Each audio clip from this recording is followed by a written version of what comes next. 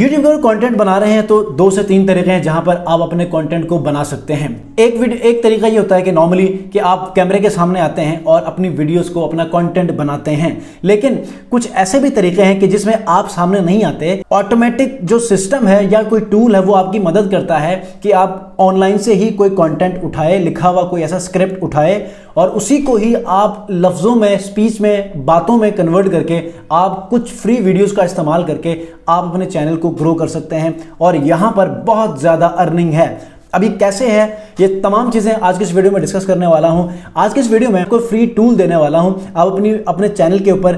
Video topics कहां से search करेंगे, आप अपने चैनल के ऊपर टॉपिक्स के लिए स्क्रिप्ट को कहां से लेकर आएंगे, कंटेंट कहां से लेकर आएंगे, जो कि आपके चैनल के ऊपर वो टूल आपको हेल्प करेगा कि वो बोले भी और साथ साथ वीडियोस भी दिखाए। पूरी गाइडलाइन आप ट्रैवल के ऊपर बनाएं, टेक्नोलॉजी के ऊपर बनाएं, इनोवेशंस के ऊपर बनाएं, आप गैजेट्स के ऊपर बनाएं, आप गेमिंग के ऊपर बनाएं,